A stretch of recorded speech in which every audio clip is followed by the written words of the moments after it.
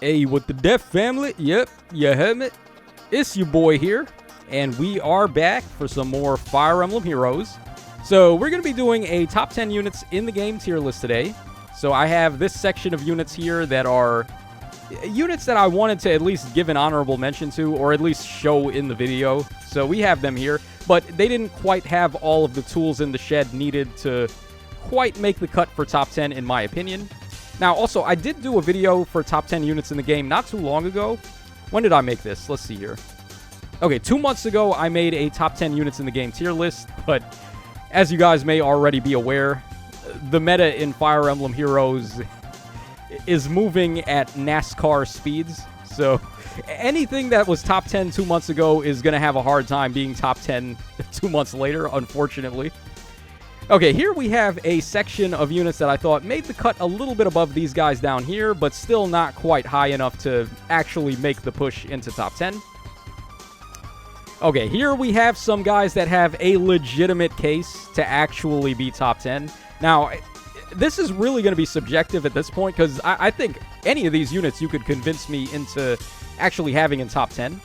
But the reason why they're not is just, like I said, personal preference. I would rather have the utility of other units above them as opposed to what these guys are doing, and maybe they have like one or two minor flaws or weaknesses. So we'll start over here. We'll start with Brave Alphonse. So Brave Alphonse, he barely made the cut down. He didn't make it into top 10, but I think he's a really great unit.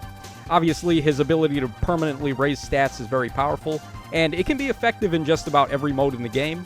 He does have that one minor issue, though, where he has to at least initiate combat once or twice to get the ball rolling, because you want him to get a lot of stacks of his great talent first. But if you're not able to do that, he can just stand there not really contributing too much. He's still raising stats, though, while he's standing there, so it's not like he's a nobody.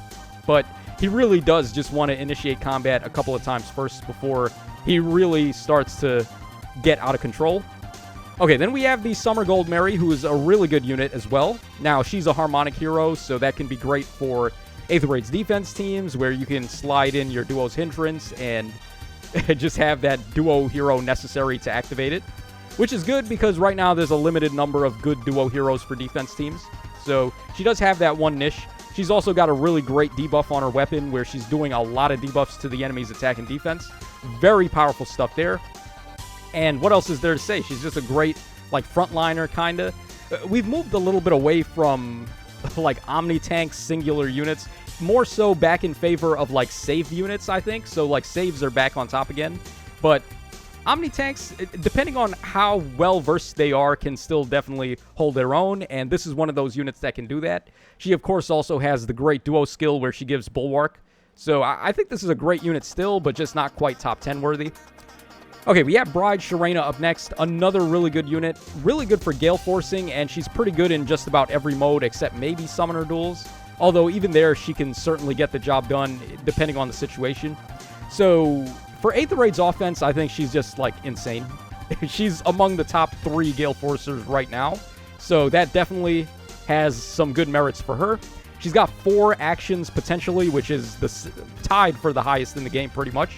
So really powerful unit, really effective unit, and like, you could easily talk me into having her top 10. I just feel like she's kind of a one-trick pony where really the Gale Forcing thing is the only thing she wants to be doing, and she's not as well-rounded as some of the other units above. Okay, Marnie is up next, believe it or not, a free-to-play unit. This might be the first time ever even that we've had a free-to-play unit as a legitimate top 10 contender. I think whoever cooked when they built Marnie cooked a little bit too hard, because now Marnie really has a case for being better than a lot of these other units. I even have her higher place than any of the other banner units on her release. Like, I think she's better probably than Fugato. I think she's probably better than Tamara. That is insane. Like, that's actually insane, right? That the GHP was better than the rest of the banner. But it is what it is, man. I got to give it up. Marnie is really good. So she's an armored unit, like I said, are back on the rise again. She could pull off the near save or far save role really well. Shield Fighter, recently released skill, just really just bombarded these armored units back on top again. Shield Fighter is so disgustingly overpowered. So it's like the second coming of the first one, Hardy Fighter, right? Like, this is basically part 2, Hardy Fighter 2 Electric Boogaloo. So, yeah, she's really good there, and she's not a one-trick pony either because she's got support. She's giving Def Res up 6, and then also nullify foe bonuses in combat, which is crazy. So, a really good unit just all around, but not quite top 10 in my opinion, although you could argue it. Okay, then we got Nurgle, who is pretty good as well. Nurgle, of course, with the Essence Drain is a very dirty status effect to give because you can steal all the enemy status effects. Pretty good stuff, but I don't know about Nurgle, man. I think as good as he is, I wouldn't quite have him top 10 at the moment, although he certainly is somebody that I could be argued into putting in top 10, so I'm not going to hold it too much against him. But really, he's also pretty good, like, as an all-around unit. He can be solid with Lagoo's Friend and then close bonus doubler and so on and so forth. So, definitely a very well-versed unit. Just, in my personal opinion, right now, not quite top 10. Alright, then we have Harmonic Eye Green, very good unit as well, with a lot of support capabilities, giving +1 movement and nullify terrain and like null follow-up and stuff. Really, really awesome unit. She just fell off a cliff, kinda, with the way the meta turned out. We got Hathrune's Nectar, we got Breath of Life 4. All of those things really hurt her AoE damage, which was her main way to do a lot of damage to the foes. And on top of that, she is like kind of hard-pressed to find a team slot for right now, depending on the situation, pretty much. So, I don't know. I feel like she's fallen out of top 10, but she still does quite a lot. And her harmonic skill is still pretty good with the amount of stats you can get out of that. Treachery, pretty bananas. So, yeah, she can still find some spots. Gatekeeper, mainly just for the Warp Bubble, pretty much as it's always been. But I don't know, man. We've gotten alternative methods to use Warp Bubble, which is the reason why I've fallen off on this guy a little bit. King Freyr is really good. He's still like the guy when it comes to penalty cleansing, and you could argue in some ways he is actually better than the unit that I have above him, which does the same role, except not quite as good, but then on the upside, that other unit is doing like 50 other things that King Freyr can't do. So, yeah, still a really good unit, still really good for the penalty cleansing, but not quite top 10 because of the limits on what he actually does. He's just really doing one thing. All right, we got Brave Crom over here next. Brave Crom's really good, especially with the Refine. He's got a lot of true damage now, which is nice. He can cut DR now, which is also nice. He's getting a lot more stats. So, yeah, it's just basically this guy was already good, but now he's just better, pretty much. But not quite good enough to make it into the top cut. We got Bride Embla as well. Bride Embla is really good. As I said with Marnie, we have entered a resurgence of armored units. So Embla being able to turn off saves is very nice. Now, there are counterplays to her Severance, like King Freyr and the other unit above King Freyr that can penalty cleanse. But the unit above King Freyr, I think, has a couple of weaknesses to Embla that you can exploit, like if you just overstack a lot of debuffs. So Embla's doing Severance and Feud, or Feud and Undefended, and then you can easily get a lot more, like Exposure and Discord and Panic and Ploy and all that stuff. So by overloading on debuffs, you can actually still get around the protection of Undefended. So Embla is still really good, and then she's also a flying Gale Force melee unit, which is really good. So the mountain map right now, very popular for Aether Raid's defense, and Embla just gives the middle finger to that map. She can run right in, fly over the mountains, and start Gale Forcing. So really good unit still. Okay, then we have Dagger, of course, Mythic Dagger with her ability to give Pathfinder. I have been tearing ass with Felix giving Pathfinder in Aether Raid's offense. It exposes a lot of weaknesses on a lot of defense teams where Warp Bubble is not really enough of a defense to stop them from Pathfinder. So yeah, like just extending reach with units by just giving them Pathfinder is better at this point than warping or like bonus movement or anything like that. So yeah, this Dagger's really good. It's just that she doesn't really do much outside of the Pathfinder stuff right now. So yeah, there you go. She can still be like a solid combat unit though, so she's okay. Okay, then we have this Ymir over here. This is Dragon Cav Ymir, a very old school unit, which the way that the meta has turned out, I think she's really good right now. She's actually, like, flown under the radar of a lot of people. I don't think too many people realize how good this unit is, especially right now where you can just ball your units up and you can't exactly win immediately, So in order to really reliably get KOs, you got to rely on debuffs and waiting a couple of turns to set up positioning and get some bonus stats and bonus effects and things like that to really drive home your damage. Having this Ymir on the team, just have her pop a rally or pop a repo or swap or whatever, and then she just party cleanses everybody. And it works when anybody uses it. It doesn't have to be her. As long as she's the target of an assist or a rally, she also just penalty cleanses the whole team on command, which is really nuts. And it's just insane right now, especially with Haithrun giving like extra actions with assists. It just really, really shot this unit's value up a lot. And I think she's a legitimate contender for top 10. The only reason I don't have her in top 10 is because she would only really be that good in summoner duels, whereas like all the other modes like Aether Raids and Arena, you can't really get away with her. Okay, then we have Emblem Mike, who has kind of fallen off a bit. He's still really good, obviously. And I actually hate this unit. I don't like the way they designed him. They made him way too overtuned, but he's still pretty good, right? Like, I can't say anything bad about him. You could definitely make a case for him to be top 10. He probably should be top 10, but right now I'm just feeling other things a little above him. And he does have weaknesses you can exploit as well, so it's not like he's invincible or anything like that.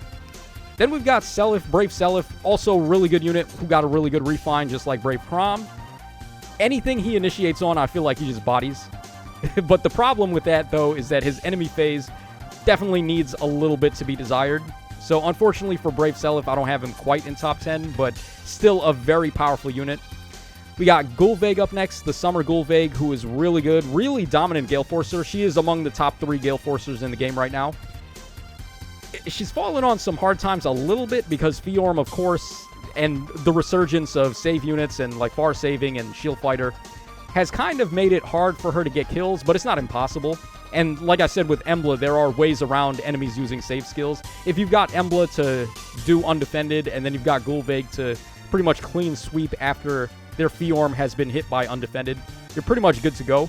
So Gulveig's impact for Aether Raid's offense and Arena as well. If you've got a lot of merges on her, she scores high. So she could just be a hard carry for Arena mode. This unit is still fantastic. We got Amelia as well, attuned Amelia. Really good armored unit, and of course, Shield Fighter is just... Actually, can you run Shield Fighter on this Amelia? Where was her... Hold on, let's pull this up real quick.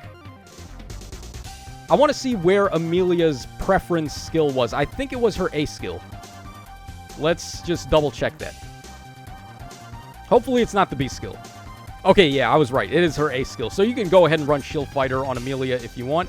Although her B skill is pretty good too. Clever Fighter is not too shabby.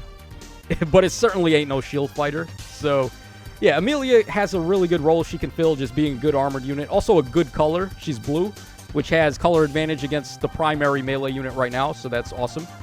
And then finally, we have Arcane Lucina up here, which... really good unit for supporting. She can swap, get an extra action, and then give Treachery to the ally.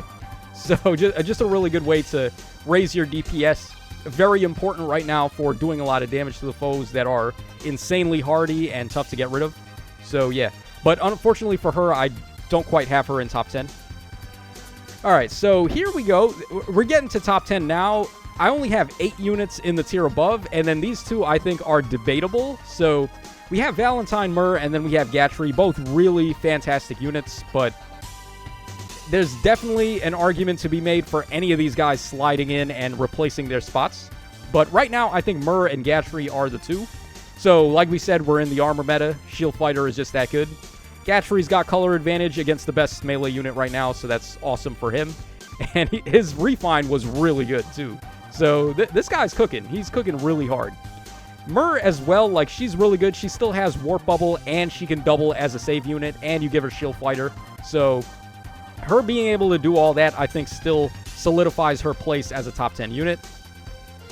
And finally, we come to the top 10. Do I need to spend any time really talking about these guys? I think they all go without saying.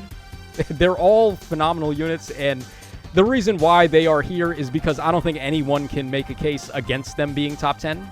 So, Felix, of course, probably the singular best unit in the game right now. He just does everything. He's got a million actions. He's crazy on DPS. He can be a solid enough enemy phaser. He's just really good. Fiorm with the Ice Duo skill is crazy in Summoner Duels. She scores really good for Arena. She's the ultimate far save. No one can beat her.